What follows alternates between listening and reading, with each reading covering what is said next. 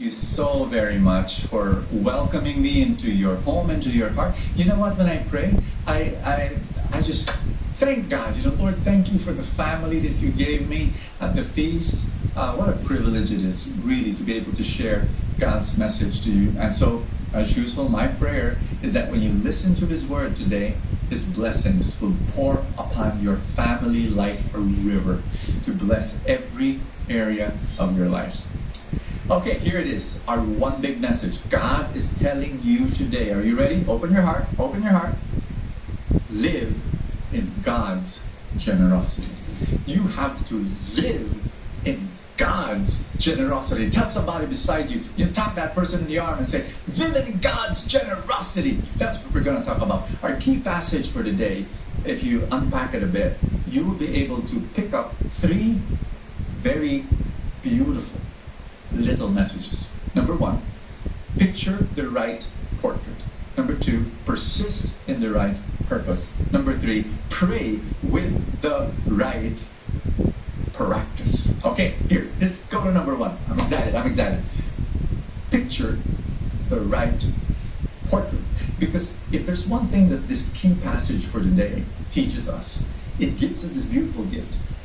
A glimpse. It gives us a glimpse of how Jesus saw His Father. That's right. We get a portrait of God. Now, you might say, Brother Bo, I don't get it. I mean, Jesus says, ask and you shall receive, seek and you shall find. Oh, He gave us a portrait of the Father? Yes! Because here's the truth. How you pray is totally, completely based on your image of God. And when you see these verses, you immediately grasp that, wow, Jesus sees His Father as generous, uber generous, extremely generous. Where does that come from? It comes from, I'll tell you, it comes from the Hebrew Scriptures. The Old Testament, we call it the Old Testament. Of course, for Jesus, it was just the Hebrew Scriptures.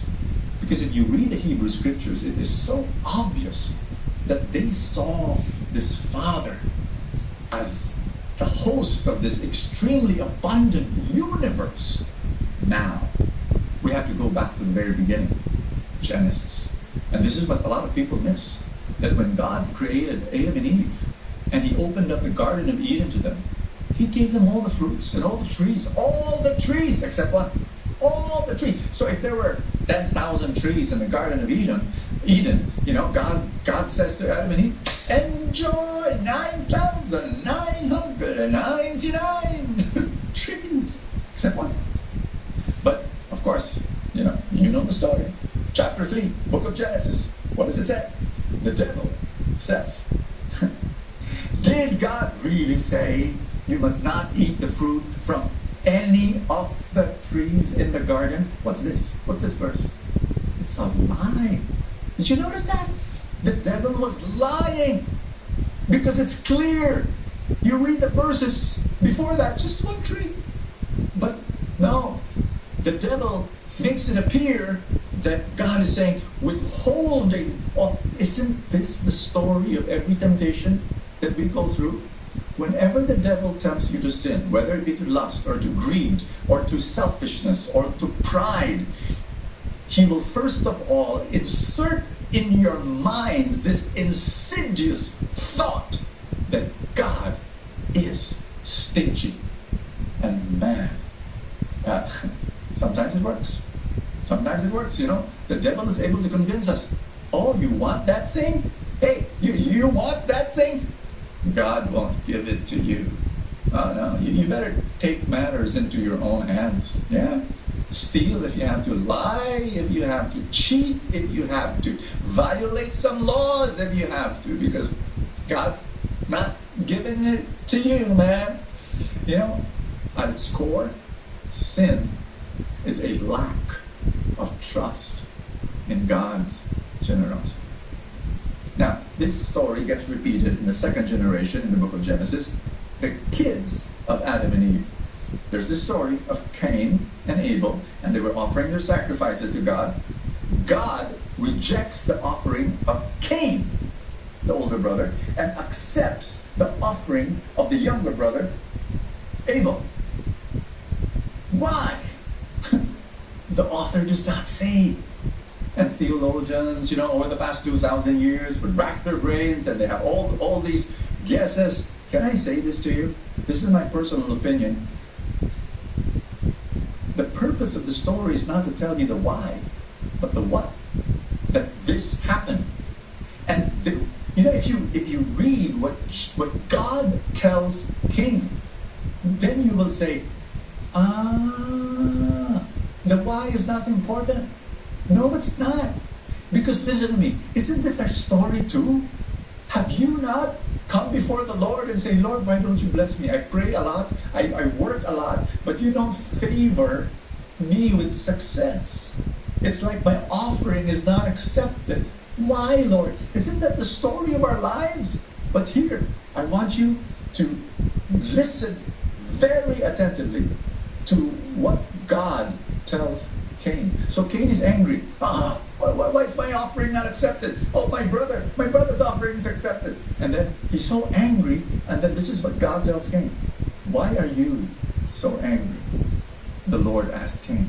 Listen, why do you look so dejected? And then here it is. You will be accepted. You will be accepted if you do what is right. The original Hebrew here is, you will be lifted up. God, in his wisdom, will bless Cain, was going to bless Cain at the right time. And he was telling Cain, trust, be patient, persist. We'll talk more about persistence later. But isn't this our problem? Our office mate gets promoted. And then we tell God, Lord, I'm the one attending the feast. My office mate is not attending the feast. She gets promoted. I don't. What's wrong? And once again, God is inviting you. Can you trust me? Can you trust me? Can you be patient? Can you persist? So Cain does the same sin of his parents. He didn't trust in God's generosity. And so the result is Cain takes matters into his own hands and kills his brother Abel. Now, if you notice, all sin is really it's really rooted in a scarcity mindset.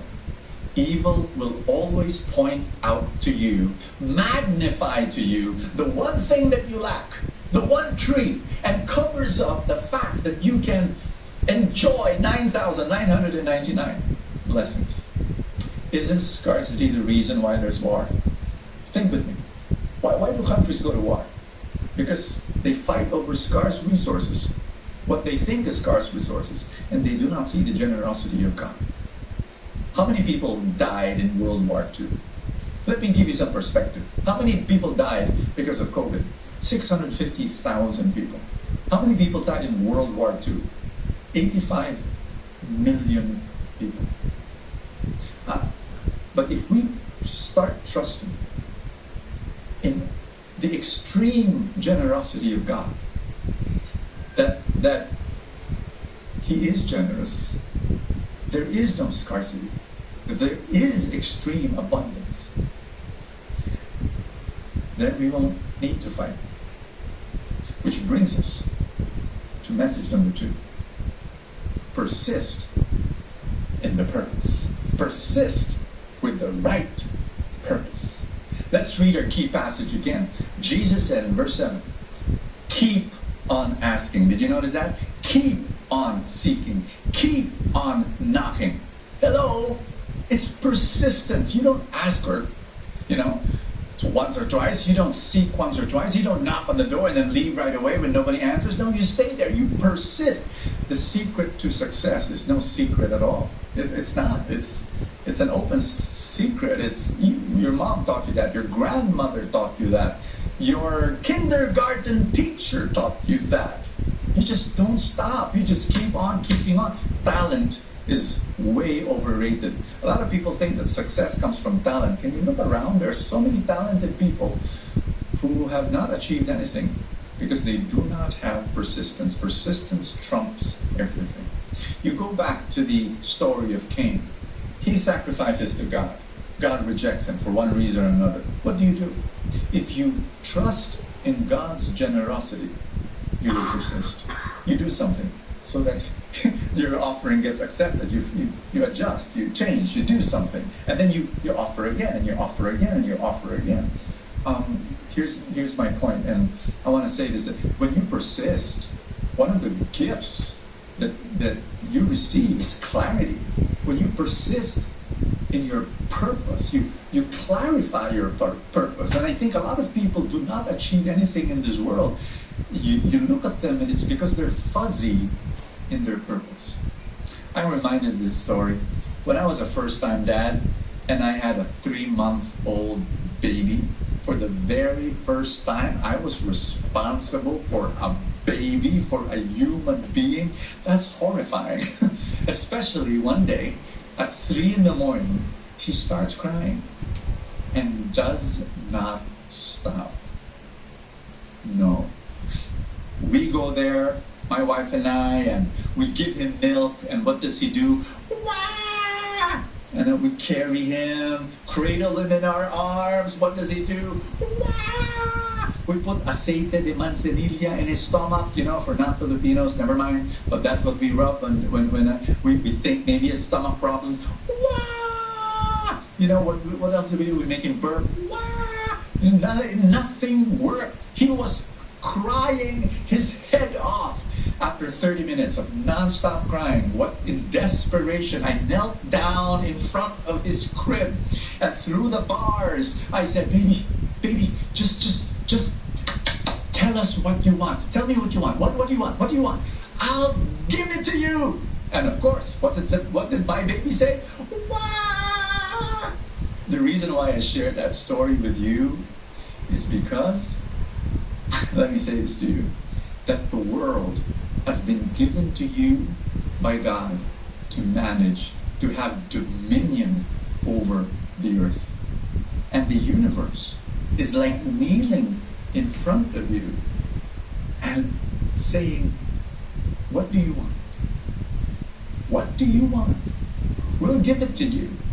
But what do we do? Most people say, wah!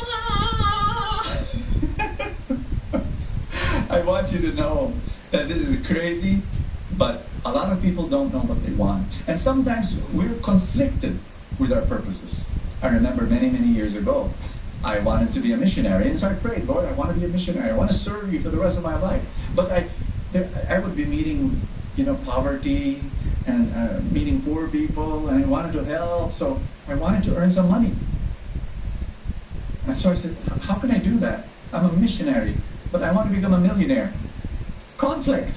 It was difficult. But finally, after years of wrestling with that, I finally was able to marry both when I realized I'm going to be a new kind of missionary. I'm going to be a millionaire missionary. And so I started my small businesses and started prospering.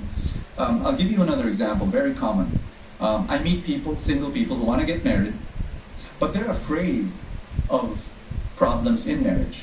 They want to get married, but they're afraid of parenting problems. They want to get married, but they're thinking, oh no, we're going to have money problems because I'm going to be married and because I'm going to have kids, and will this marriage work out? And so you're torn between, you're conflicted, and so that's going to be difficult. Nothing will happen when you have fuzzy purposes. And that's why I'm so big with our Novena to God's Love, that list of 7 dreams that you write down and you pray for every day, because it gives you clarity. And that happened to me many, many years ago. I was still single, where I came home from a prayer meeting, and then I was just reflecting on Deuteronomy 11, where it says that God says, I give you a choice between blessing and curse. And for the longest time, I thought that blessing and curses, they just fall from the sky. You have no control over. Something hits you on the head. Oh, it's a blessing. Thank you, Lord. And you're walking along on the sidewalk, and something hits you again on the head. Ow, it's a curse. But there in that verse, it says that, no, I give you a choice. I give you a choice. And I was saying, I have a choice between blessing and curse. And so I went home. It was 10 in the evening. Got a piece of paper. Started writing everything I felt God has planted in my heart, the dreams that He planted in my heart. I started writing them down with details. Like, I'm going to get married. I'm going to be a great husband to my wife. I'm going to be a great father to my kids. I wrote down stuff for the ministry. I wrote down I'm going to be a best-selling author. I wrote down there also that we're going to build a ministry for the poor. It's called Anowin. And do you know that after many, many, many years, decades, I look back at that list because I prayed for that list every day. I didn't only write it down once. I read it every day and clarified my purpose. About 90% of that list has come true. It's wild. And God is generous. But we have to have the right portrait of who God is. That He is extremely generous. And number two, we need to have the persistence. Because that's what Jesus said. Keep on asking. Keep on seeking. Keep on knocking. And to follow is the third beautiful message from this key passage. Hi again.